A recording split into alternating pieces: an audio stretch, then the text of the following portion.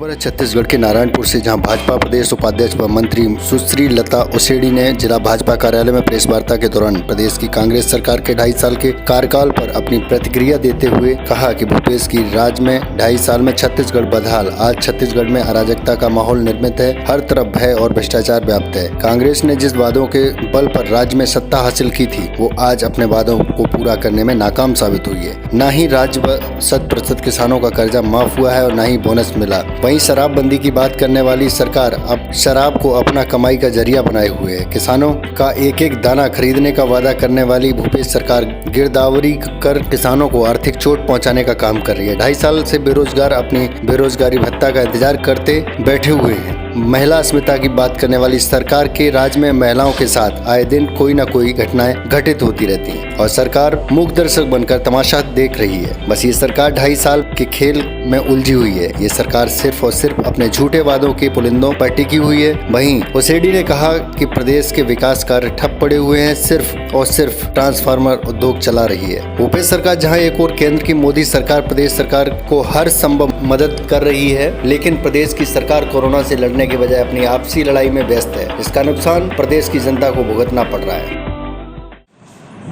आज पूरे प्रदेश में अब पत्रकार महोदयों से रूबरू होने का एक कार्यक्रम भारतीय जनता पार्टी की तरफ से रखा गया है। उसी तारतम्य में हम सब लोग आपके साथ इस नारायणपुर जिले में उपस्थित हैं। हमारे जिलाध्यक्ष देवांगन जी और सारे पदाधिकारी गण यहाँ पे उपस्थित हैं।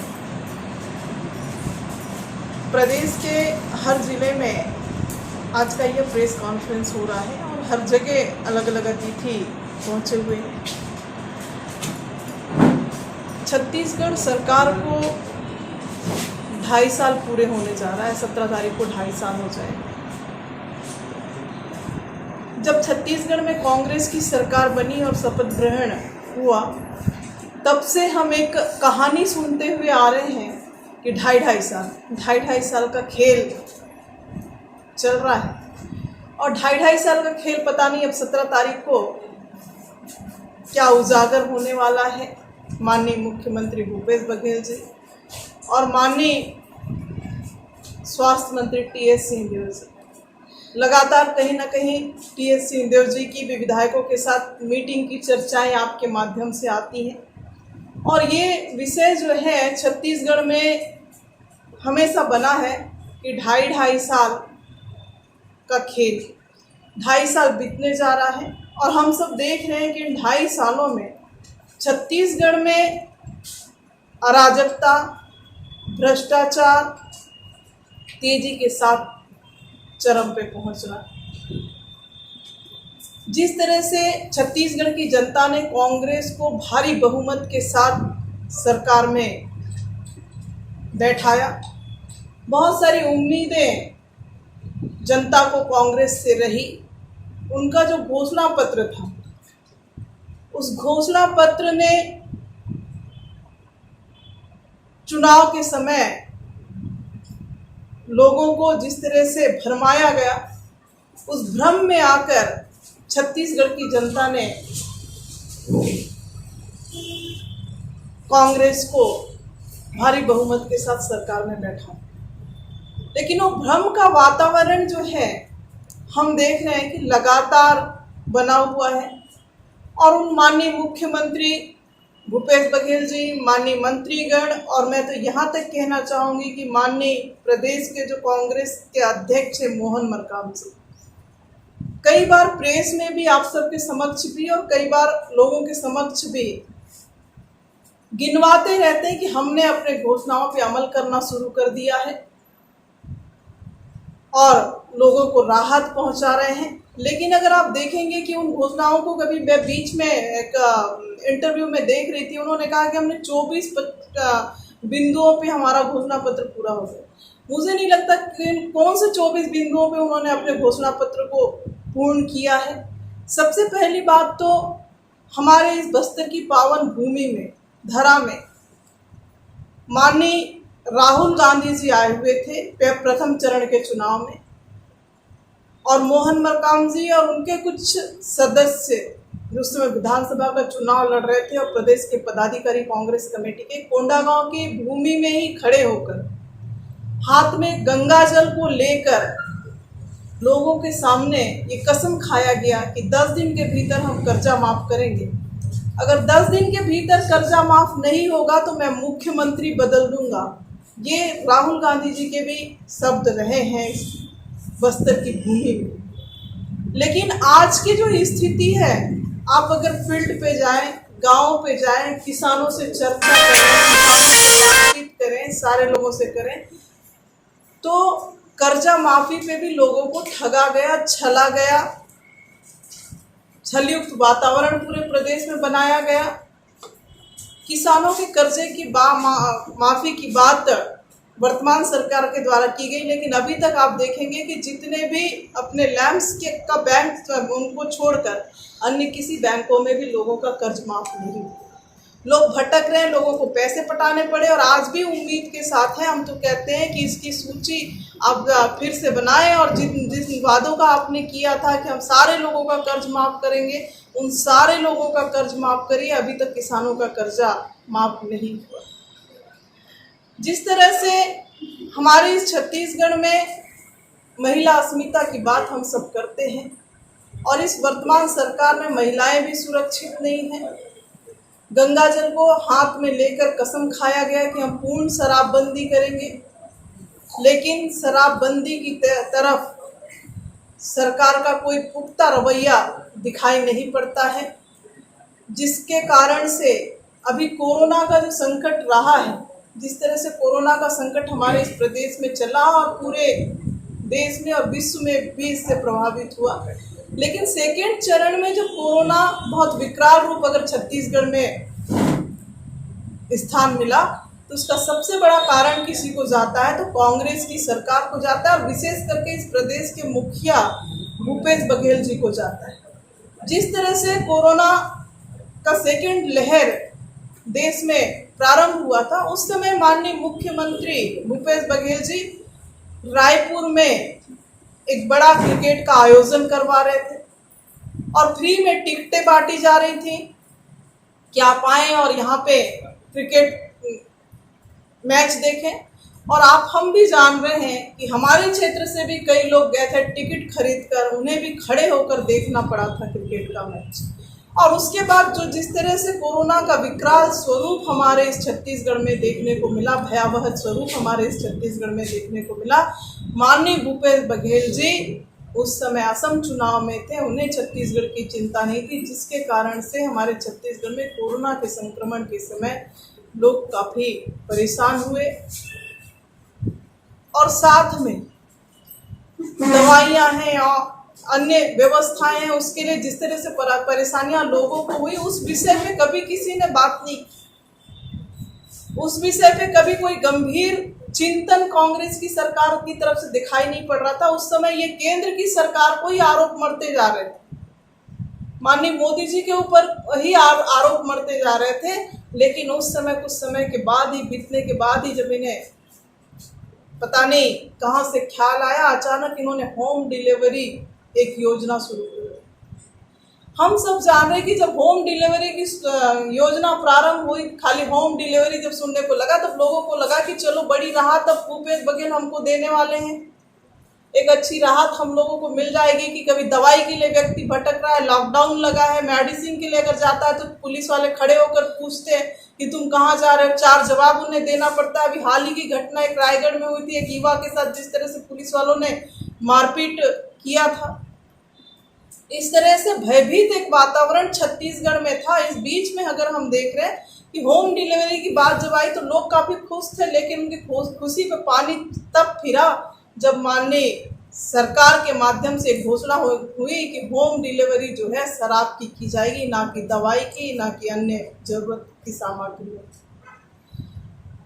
शराब मुक्त छत्तीसगढ़ बनाने वाले होम डिलीवरी प्रारंभ कर रहे हैं, छत्तीसगढ़ में शराब का वितरण कर रहे हैं। और एक ताज़ा उदाहरण हम सबके सामने, बहुत ही दुख का विषय है, बहुत ही अफसोस का विषय है कि शराब से लत एक व्यक्ति के परिवार की महिला अपने बच्चों के साथ ट्रेन में कटकर आत्महत्या कर रही है। इससे बुरी स्थिति प्रदेश की नहीं हो सकती। अगर ऐसी बुरी स्थिति हमारे प्रदेश की किसी ने लाया है तो कांग्रेस की सरकार ने लाया है, भूपेश बघेल जी की सरकार लेकर आए।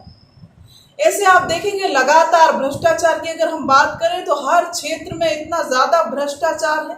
अभी परसों नरसों ही मैंने एक न्यूज़ में भी आप सबके माध्यम से एक बात उठाई थी, गुड़ की अगर हम बात करें, नाम बड़ा अच्छा है, पैकेट में फोटो भी बहुत अच्छी लगी हुई है माननीय खाद्य मंत्री जी और माननीय भूपेश बघेल जी, लेकिन आप गांव में जाकर पता करिए क्या उस गुड़ को लोग सेवन कर रहे हैं?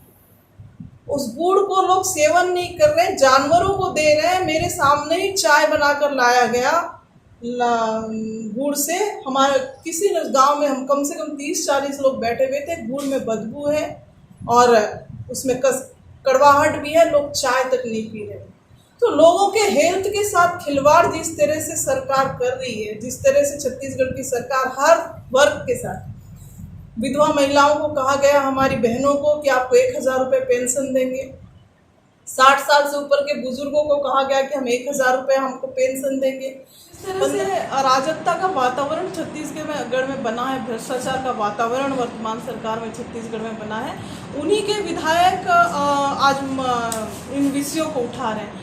एक घटना महासमुंद की है जिसमें मुख्यमंत्री कन्यादान विवाह योजना को लेकर और पोषण आहार को लेकर एक सरकारी अफसर के द्वारा धरने पे बैठा गया।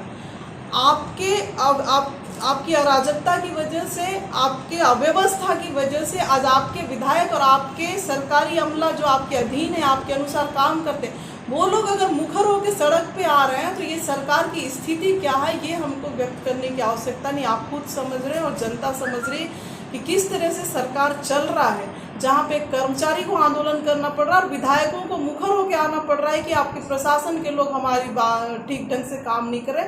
और प्रशासन के द्वारा अगर इस तरह का वातावरण प्रदेश में बन रहा है तो कहीं ना कहीं मुख्यमंत्री जी, उनके मंत्री और वरिष्ठ लोगों का सह उनके ऊपर है। इसलिए इस तरह की हरकतें आज प्रदेश में हो रही है। पूरे प्रदेश में देखिए, दवाई की बात आई तो बहुत हल्ला कर रहे थे कि मोदी जी को देना चाहिए, मोदी जी को देना चाहिए। मोदी जी दे भी रहे हैं, सारा वैक्सीन मोदी जी ने यहाँ पे उपलब्ध करा रहे हैं। मैं माननीय मोदी जी को भी धन्यवाद देना चाहूँगी कि अगर राज्य सरकार के हाथों में ये व्यवस्था रहती तो मुझे नहीं लगता कि छत्तीसगढ़ के सारे लोगों को कभी वैक्सीन कंप्लीट हो पाता। पेट्रोल डीजल की बात है तो कई स्टेट ऐसे हैं जिन्होंने अपने यहाँ टैक्स कम किया है। मुख्यमंत्री जी को भी ये करना चाहिए कि यहाँ पे भी कुछ टैक्सेस कम करें ताकि यहाँ के लोगों को राहत मिले। उस दिशा में कदम उठाने के बजाय वो केंद्र की सरकार के ऊपर जबरदस्ती आरोप लगा रहे हैं। और कांग्रेस के जो कार्यकर्ता हैं वो इसलिए इस बात को लेकर लगातार पत्र आप लोगों से संपर्क कर रहे हैं ताकि यहाँ छत्तीसगढ़ की कमियों को वो लोग दबा सकें, छत्तीसगढ़ की कमजोरियों को वो लोग छुपा सकें, इसलिए वो इस तरह के कार्यक्रम और बातचीत करें।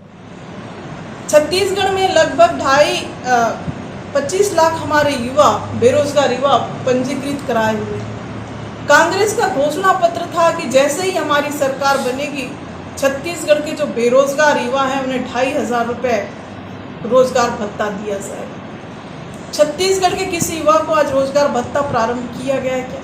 उस पर कोई बातचीत चल रही है क्या?